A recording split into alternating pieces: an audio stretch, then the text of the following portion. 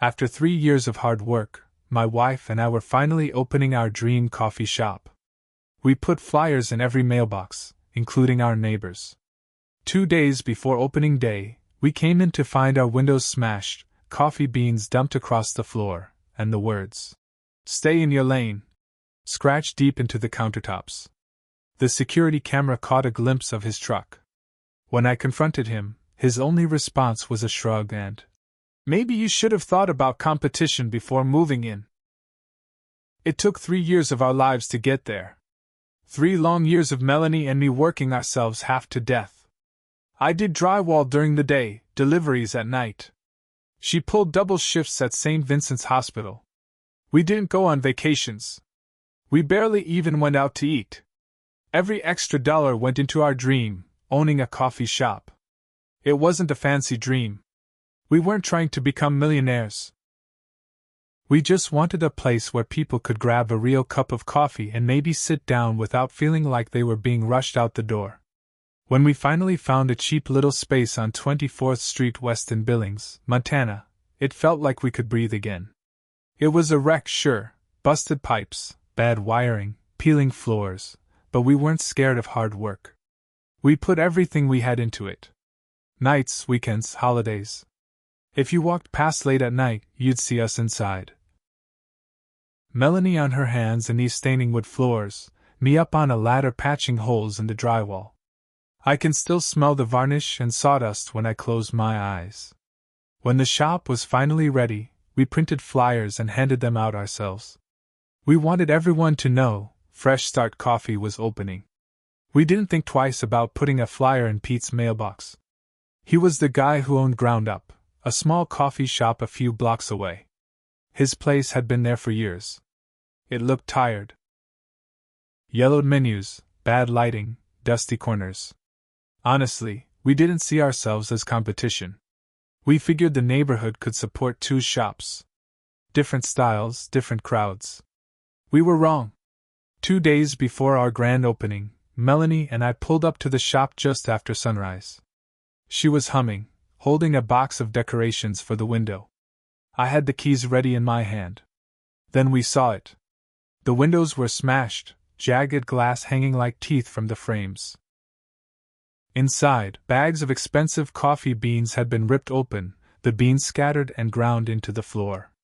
Tables were overturned. Chairs were splintered. And right there, on the beautiful oak countertop we spent days sanding and sealing, someone had carved, "Stay in your lane." The words were deep, ugly, angry. I felt the blood drain from my face. Melanie dropped the box she was holding, ornaments and paper decorations spilling across the sidewalk. She covered her mouth, tears filling her eyes. I stood there, fists clenched so tight my nails dug into my palms. We called the cops, but they didn't promise much. No witnesses. No alarms. Vandalism cases didn't get a lot of attention around here. Still, we had that one grainy security camera. We watched the footage in the back room. At 2:30 a.m., a beat-up blue Ford F-150 pulled into the lot. Someone in a hoodie and work boots jumped out. The face wasn't clear, but the truck? Everyone in that part of town knew Pete's truck. Big dent on the side. Rust creeping along the wheel well. It didn't take a genius to put it together. I didn't wait. I marched straight down to Ground Up. When I pushed open the door, the little bell overhead jangled. The smell of burnt coffee hit me like a wall. Pete was behind the counter, wiping down a mug. His belly hung over his belt. His hat was pulled low over greasy hair. He didn't even look surprised to see me. "You smashed up my shop," I said. My voice was low, but I could feel the heat rising. Pete didn't even blink. He just shrugged and said, "Maybe you should have thought about competition before moving in." That was it. No denial. No apology. Just a goddamn shrug. I left before I did something stupid. But I knew right then, I wasn't going to let this go. In a small town, you don't need to get your hands dirty. You just need to know where to press. I started listening. Talking to people. Found out Pete was already drowning. His shop barely made rent. His kitchen wasn't up to code. He owed back taxes. His cousin was the health inspector, only reason he passed inspection at all. It wasn't hard to set a few things in motion. First call, the health department. Anonymous tip about some serious sanitation issues. At ground up. Second call, the fire marshal. Blocked fire exits, overloaded power strips, old frayed wiring. Third call, the IRS hotline. Report of unfiled business taxes, off the books employees. All anonymous. All true. Within 2 weeks, Pete's world started to crack. He failed his health inspection. They found mold inside the ice machine, expired yogurt in the fridge, and mouse droppings under the counters. The fire marshal fined him for blocked exits and old wiring. And the IRS? They froze his business accounts pending an audit. Pete had to scrape together cash just to stay open. But I wasn't finished. I knew where he got his coffee, Big Sky Roasters, about an hour away. I called them up, real casual, pretending to be a new cafe owner asking about wholesale deals. During the conversation, I, accidentally, mentioned that I heard Ground Up was under investigation for health violations and back taxes.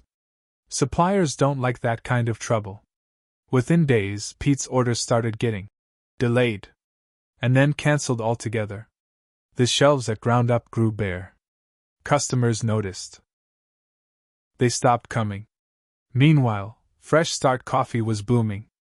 Lines out the door, smiles, laughter, warm lights spilling onto the sidewalk at night. Still, I could see Pete around town sometimes. Driving by in his beat-up truck, windows down, face red, veins standing out in his neck. I didn't feel bad. He threw the first punch. I was just making sure he stayed down. But the final blow? That was personal. I found out from an old buddy who did plumbing work that Pete was behind on rent. Real behind. His landlord, Mr. Whitmore, wasn't a patient man. I approached him with a cash offer, double the rent Pete was paying. No fuss. Take over the lease. Whitmore didn't even hesitate. He slapped an eviction notice on Ground Up's door the next morning. 3 weeks later, Pete was gone. No. Going out of business. Sale. No goodbye. Just empty windows and a big for lease sign flapping in the wind. 2 months after that, we opened a second Fresh Start coffee location. In Pete's old spot. After Pete disappeared, things were good. Fresh Start coffee was packed every day. We hired 2 part-time baristas, a baker for weekends, and even started talking about building a patio out back for summer. For once, Melanie and I could breathe. Smile. Plan for the future. But peace never lasts long when someone hates you. It started small. First, someone left a bad review online every couple of days. 1 star, no real comments. Just dumb stuff like, worst coffee ever. Or, owners are scammers. At first, we didn't care. A few bad reviews couldn't drown out the good ones. But then someone started calling the health department on us. False complaints. Saying our milk was expired, our food was unsafe, the bathrooms were dirty. Each time, the inspectors came. Each time, we passed with flying colors. But every visit wasted time, cost money, and rattled the staff. Melanie started worrying. She had this haunted look in her eyes I hadn't seen since the night the shop got trashed. I feel like we're being watched, she said one night, locking the front door.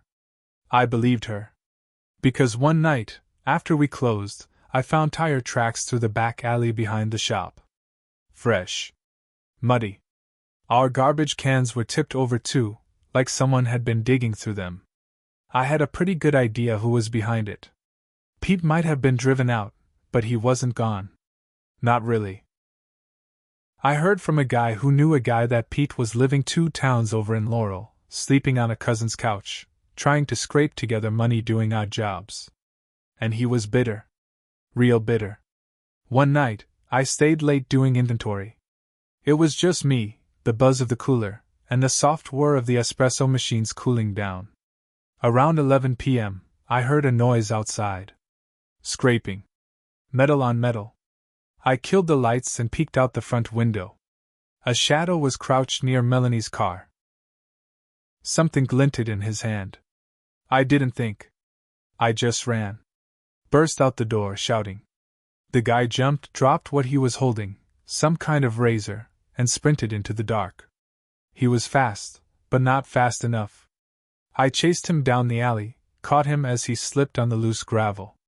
When I tackled him, he hit the ground hard. The hood flew off his head. It was Pete. He struggled under me, cursing, spitting. "You ruined my life!" he screamed. "You ruined your own damn life!" I shouted back, pressing my knee into his back. I wanted to hit him. I really did. But I didn't. I called the cops instead. They picked him up for attempted vandalism and violation of his probation. Apparently, one of the conditions of his release from his last mess was no harassment or retaliation. They hauled him away, still shouting threats, still trying to blame me. For a few weeks after that, things calmed down again. Melanie started sleeping through the night without checking the locks 3 times. We even held a little celebration the night we broke even for the first time. Pizza, beer, and cheap balloons taped to the counter. It felt like maybe, just maybe, we had won. But then something happened that made me realize the war wasn't over. A letter came in the mail. No return address. Inside was a single photo. It was our shop, taken from across the street at night. The front windows glowing warm. Melanie's car out front. Me visible inside, wiping down tables. On the back of the photo, in thick black marker, were 3 words. Not over yet. My hands shook. Melanie cried when she saw it. We installed new security cameras after that. I carried a bat behind the counter from then on. But it didn't change the feeling, the sick, tight knot in my gut every time the front door swung open late at night. I thought I had ended it by wrecking Pete's business. But some people, when they lose everything, don't walk away. They burn. And Pete? He was just getting started. After that photo, we lived scared. Every noise outside made me jump. Every car that slowed down out front made Melanie clutch my arm. We added deadbolts. Cameras. Motion lights. Still, we never felt safe. A month later, we thought maybe Pete had moved on. Maybe the cops scared him bad enough. Business stayed steady. We even started hiring a second baker to help with weekend crowds. It was a Thursday night, almost closing time, when it happened. Melanie was cashing out at the register. I was in the back office finishing some orders for next week. The front door bell jingled. Melanie called back to me. "One more customer!" I heard her greet them. Polite, sweet like she always was. Then silence. I walked out, expecting to see her making a coffee. Instead, I saw a man standing across the counter. Face hidden under a hoodie. Head down. Hands in his pockets. Something felt wrong. Real wrong. I stepped closer. "Can I help you, man?" I said. No answer. He just stood there, rocking a little on his heels. Then, without a word, he pulled something out of his hoodie pocket. It wasn't a gun. It wasn't a knife. It was a can of gasoline. Before I could react, he started splashing it across the counter, across the floor, across the walls. The fumes hit my nose instantly. Sharp. Chemical. Sickening. Melanie screamed. I jumped over the counter, tackling him before he could pull out whatever else he had hidden. We hit the floor hard. The can rolled away, sloshing gasoline everywhere. The guy tried to fight me off, but adrenaline took over. I pinned him, wrenching his hoodie off. It wasn't Pete. It was a younger guy, maybe early 20s, skinny, wild-eyed. Someone we'd never seen before. But in his back pocket, sticking halfway out, was an envelope. After the cops came, again, and cuffed him, I took a good look at the envelope. Inside was $200 cash. And a folded piece of paper with an address written on it. An address in Laurel. Pete's cousin's place. Turns out, Pete had hired someone. Paid him cash to burn down our shop. And the kid, desperate and dumb, took the deal. If we hadn't been there, if we'd locked up 5 minutes earlier, if Melanie had been alone. I don't let myself finish that thought. Pete was arrested 2 days later. Charged with conspiracy to commit arson. The kid rolled on him fast, trading his testimony for a lighter sentence. For a little while, it felt like maybe it was finally over. Pete was looking at serious prison time this time. Not fines. Not probation. Real time. But deep down, I knew better. Because hate like Pete's doesn't die easy. It festers. It waits. It finds new ways to reach you. And sure enough, 2 weeks before Pete's trial, a break-in. Only this time, they didn't just smash things. They left something. Right in the middle of the coffee shop, they left a box. Wrapped like a gift. With a card taped to the top. The card read, "For fresh start, one last goodbye." I didn't touch it. I called the bomb squad. They came in, suited up, cautious. Turned out, it wasn't a bomb. It was worse in a different way. Inside the box was a dead crow. Its wings torn. Its body stuffed with cigarette butts and broken glass. And tucked under the bird's body was a photo. A photo of our house. At night. The living room lights on. Silhouettes of me and Melanie moving inside. The night after the dead crow showed up, I sat at our kitchen table with a loaded shotgun next to me. Melanie begged me to let it go, but I couldn't. Not anymore. Pete had crossed too many lines. This wasn't about the coffee shop anymore. It was about our home. Our safety. Our lives. I stayed up all night. Every sound outside made my heart race. Every flicker of headlights made my hands tighten on the stock. Nothing happened that night. Or the next. But on the third night, just after 2 a.m., I saw headlights roll slow past our house. Then reverse. Creeping back. I recognized the truck. Same beat-up Ford F-150. Same dent. Same rust. Pete wasn't even trying to hide anymore. I stepped outside. Cold night air hit my face. I walked to the middle of the driveway, shotgun in plain view. The truck stopped. Engine idling. A long, tense minute passed. Then the door swung open. Pete stepped out. He looked bad. Real bad. Skinny. Hollow-eyed. Hair sticking out in greasy clumps from under a dirty cap. He didn't have a weapon in his hands, but he didn't need one. The hate on his face was enough. "You think you won," he said, voice raw. "You ruined me. You ruined yourself," I said, keeping the gun pointed low but ready. "You took everything from me," he shouted, voice cracking. "You're the one who smashed my windows. Tried to burn my shop. Terrorized my wife." I took a step forward. "You threw the first punch, Pete. I just made sure you stayed down." Pete shook his head, almost laughing. "You don't get it," he said. "It doesn't matter anymore. I'm already dead." He reached into his jacket. Fast. Too fast. Instinct took over. I pulled the trigger. The blast echoed down the street, shattering the quiet. Pete dropped to the ground like a puppet with its strings cut. In his hand? A cell phone. No weapon. Just a damn phone. Melanie came running out screaming. Neighbors' lights flicked on one by one. Doors opened. Somebody called the cops. The police were there within minutes. I dropped the shotgun immediately, hands raised. They cuffed me. Took my statement. Checked the security cameras mounted on our porch, the ones I'd installed after the Crow incident. The footage was clear. Pete had shown up at 2:03 a.m. He moved toward the house fast, hand reaching inside his jacket. From where I stood in the dark, with everything that had happened, it looked like a weapon.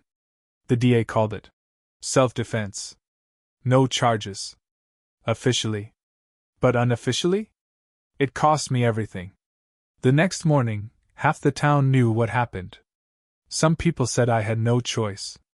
Others whispered that I went looking for it. That I should have just stayed inside. Called the cops instead of standing outside with a gun. Parents stopped bringing their kids into Fresh Start coffee. Old regulars who used to chat and laugh avoided our eyes. Melanie cried every night for a week straight. The shop stayed open, for a while. But the line got shorter. Tips got smaller. People stopped smiling at us. One by one, customers drifted away. Until finally, one gray morning, Melanie sat across from me, hands wrapped around a cold cup of coffee, and said, "I can't do this anymore." We sold the shop 2 months later. Took a huge loss. Packed up and moved to Missoula, hoping to start over. I still think about it sometimes. About how 3 years of dreams ended in broken glass, threats, and a man bleeding out in my driveway.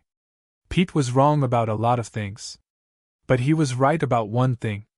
When you go to war with someone, you don't get to choose the cost.